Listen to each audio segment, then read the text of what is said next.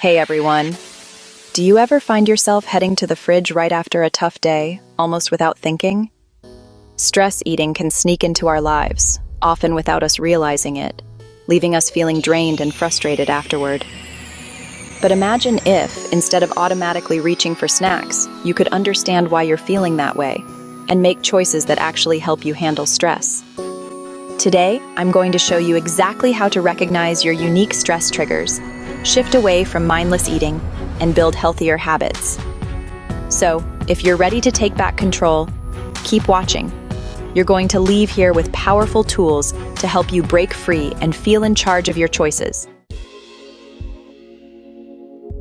Let's start with the basics. What is a stress trigger, and why does it lead to mindless eating? A stress trigger is anything that causes your body or mind to feel tense or overwhelmed. And when we're stressed, our brain seeks comfort, often through food. These triggers can be unique to each of us, but some are surprisingly common. Let's explore a few. First, we have emotional stressors. These are feelings like frustration, anxiety, sadness, or even boredom. Think about the times when you're feeling a bit down, or maybe after a frustrating experience, you find yourself reaching for something sweet. In those moments, your brain is seeking a quick fix to feel better. The comfort foods we crave, chocolates, chips, pastries, are often chosen because they provide that instant dopamine boost, making us feel better, at least temporarily.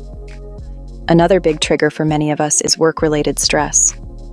This could be dealing with a difficult project, tight deadlines, or maybe a tense meeting.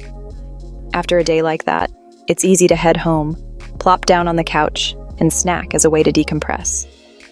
This is your brain signaling, "I need a reward." But while it might help momentarily, over time, these habits can build up and start to drain our energy, leaving us feeling worse.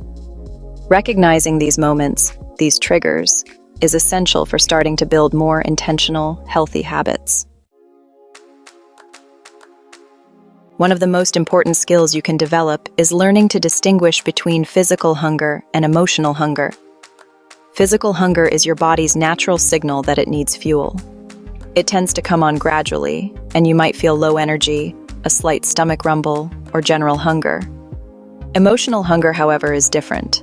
It usually strikes suddenly and is often tied to a specific craving, especially for comfort foods that are high in sugar or fat. Imagine you're working on a project, and suddenly you feel like you need a piece of chocolate or a bag of chips. That urge didn't come on gradually. It was just there. This is a sign it's emotional, not physical. Next time you feel that sudden urge, take a moment to ask yourself, am I actually hungry, or am I just stressed and looking for comfort? This quick check-in can make all the difference, helping you pause before acting and allowing you to make a more intentional choice. It's all about breaking that automatic cycle and being present in your decision-making. When you feel a craving coming on, especially during a high-stress moment, take 3 deep breaths, slowly, and drink a glass of water. Why? Because these small actions create a break in your brain's automatic stress equals snack response. This small reset can give you a clearer head to decide if you're truly hungry or if you just need a few minutes to unwind. It's a simple but highly effective technique that can help shift you out of autopilot and into a space where you're making mindful choices. I'd love to know, what are some triggers you've noticed in your life that tend to lead to mindless snacking? Drop a comment below and share your thoughts or experiences. Sharing can really help others see that they're not alone, and you might even find support or advice from someone else who's dealing with similar challenges. One of the most transformative steps you can take is finding non-food ways to relieve stress. A big part of stress eating is that it's become our go-to response for relief. But what if you could redefine what relief looks like in your life?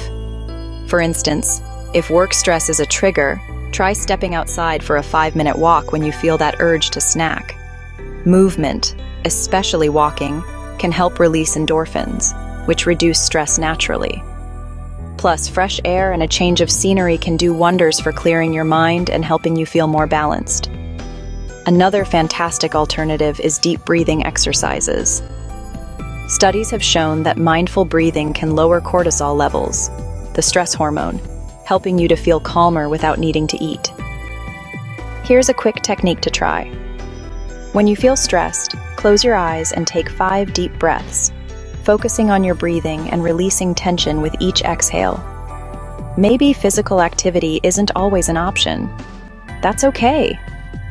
A creative hobby, like drawing, writing, or even listening to your favorite music, can also be great non-food stress relievers. The key here is finding an alternative that genuinely works for you and that feels enjoyable. Replacing stress eating with these positive outlets can make a huge difference in how you manage stress.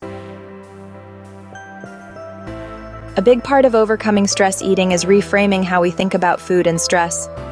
Many of us see food as a reward or treat after a long day, and that's okay. Food should be enjoyed. But when food becomes the main way we cope with stress, it can start to backfire, affecting our energy, mood, and health over time. Try to shift your mindset to see food as fuel rather than an emotional escape. Next time you feel stressed, instead of reaching for snacks, ask yourself, what else might satisfy me right now? You might realize that what you're really craving is connection, rest, or simply a break from routine. For example, if you feel lonely or isolated, calling a friend might actually fulfill that need better than eating. By getting into the habit of reframing your thoughts around stress and food, you can gradually break away from the need to snack as a coping mechanism. Let's talk about setting up your environment. Our surroundings play a massive role in our habits, so setting up your space for success can make managing stress eating much easier. If you know snacks are your go-to when stressed, make them less accessible.